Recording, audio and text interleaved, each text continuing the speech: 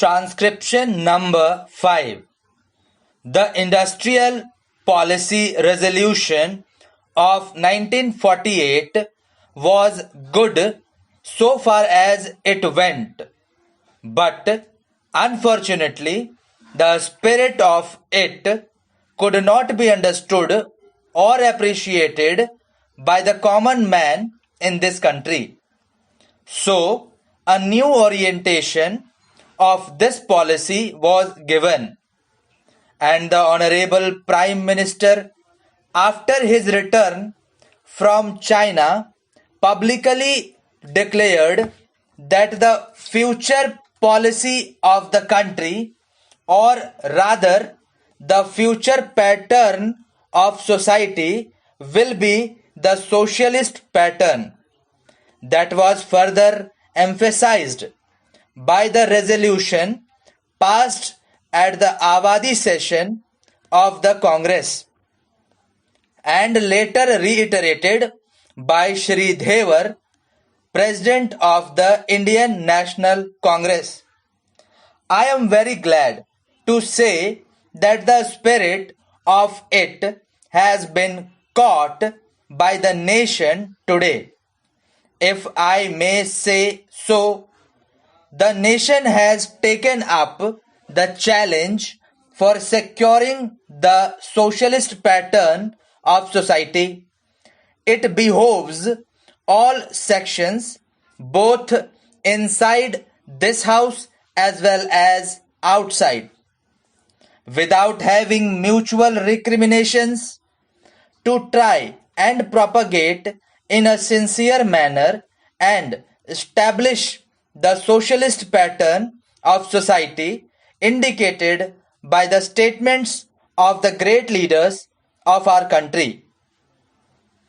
It may be relevant and pertinent if I refer to a few sentences from the memorandum presented on the 4th June 1999 by our Prime Minister, who was the chairman of the All India Planning Committee, which came into existence when there was full autonomy in the states.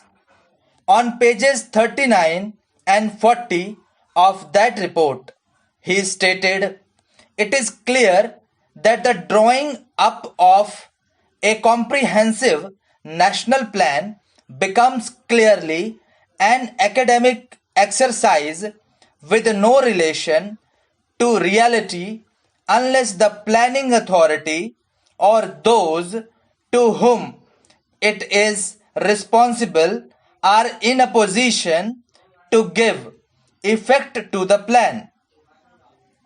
If this authority is powerless or circumscribed or restricted and has limited activities, it cannot plan.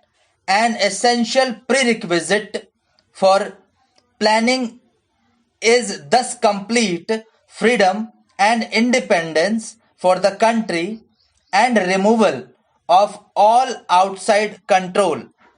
This implies that the country possesses in itself full sovereign authority to take any measures, adopt any policies, and form any relations with other countries as may seem best to its governing authority in the interests of the country and its people.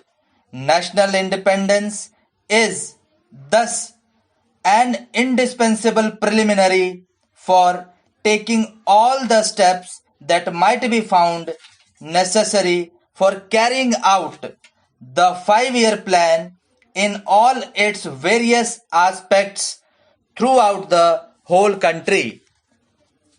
At the present moment, it is clear that not only have we in India no national independence, but we are hedged in and obstructed by numerous restrictions, limitations, safeguards and reservations which block the path to planning and progress.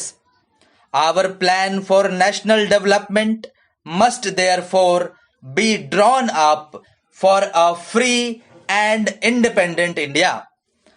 Thanks to the sacrifices made by millions of our countrymen and countrywomen under the leadership of the father of the nation, Mahatma Gandhi, we have today secured complete sovereign political independence at a time when the nations of the world were engaged in the bitterest struggle using all the weapons of destruction.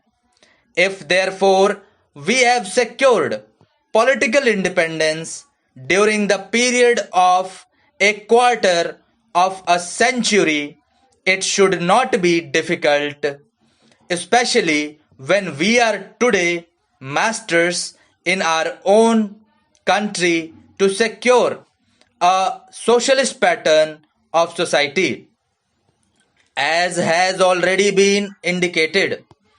But it requires the assistance, the propaganda, the active work of all those who are interested in this. I am sure so long as my honorable friends, the minister, the deputy minister, and the other minister who represent the Commerce and Industry Ministry can give us an assurance that the capitalist pattern would be avoided. Some of us who believe in a cent% socialist democracy give an undertaking that certainly totalitarian policy will not be introduced in this country, because we have believed all along during the fight that we have given to the British government when we secured political independence, that we shall try to maintain democracy undiluted and a socialist democracy at that. I am absolutely certain that in this country of ours, liberty of thought, liberty of speech, and liberty of action will be guaranteed to every citizen to express his views in the manner he pleases. I therefore assure my honorable friend that so long as we do not, in the garb of a socialistic pattern, support a capitalist system, India will stand 100% for a socialist democracy. Now, luckily for us, the fundamental rights of the Constitution have declared that a citizen would be assured of many of the social amenities which will give reasonable comfort from the womb to the grave. But mere enunciation, as I have said many times, will not satisfy the common man unless the saying is put into effect. I am absolutely certain, therefore, that so long as there is a determination on the part of our countrymen, we will be in a position to secure a socialist pattern of society. It is not even possible to draw up a plan on any other basis. Thank you.